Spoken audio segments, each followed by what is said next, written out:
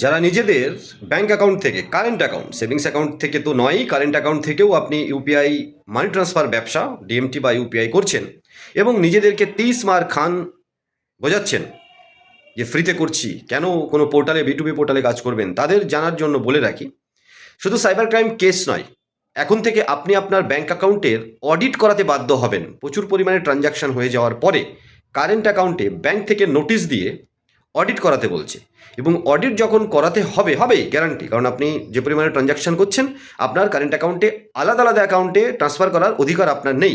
যেমন আপনি আপনার মার্চেন্ট কিউআর কোডে পেমেন্ট নিয়ে ক্যাশ দেওয়ার অধিকার নেই, ক্যাশ দিতে পারেন না। এবারে আপনি যখন প্রচুর পরিমাণে সারা বছরে ইউপিআই বা ডিএমটি মানি ট্রান্সফার আলাদা আলাদা কাস্টমার অ্যাকাউন্টে করে ফেলেছেন আর অডিট করছেন, তখন এক তো সিএ চার্জ নেবে 10,000, 20,000, 50,000, ডিপেন্ড করবে আপনার ট্রানজ্যাকশন ভলিউম। আর সাথে সাথে সিএ চাইবে, চার্টার্ড অ্যাকাউন্ট চাইবে যে ওই যে ট্রানজ্যাকশনগুলো করেছেন তার বিল দিন, রেসিপ্ট, যেটা আমাদের মতো বিটুবি পোর্টালে আপনি যদি করেন এবং যত পুরনোই হোক আপনি ট্রানজ্যাকশন হিস্ট্রি দিয়ে কিন্তু রিসিপ্ট প্রিন্ট করে সিএকে দিতে পারবেন। আপনি বিটুবি পোর্টাল থেকে যে ট্রানজ্যাকশনটা করছেন সেখানে 5,000 ধরুন 25 টাকা চার্জ নেওয়া হচ্ছে, যার মধ্যে জিএসটি ইনক্লুড। আপনি যখন PhonePe, Google pay, Paytm use করে নিজের কারেন্ট অ্যাকাউন্ট ব্যবহার করছেন, হয়তো ফ্রিতেই করছেন ইউপিআইটা, বা আইএমপিএসটা করছেন 5 টাকা 90 চার্জ দিয়ে, 3 টাকা 54 চার্জ দিয়ে, ওটা ফ্রি অফ কস্ট পার্সোনাল ইউজের জন্য, ব্যবসার জন্য নয়।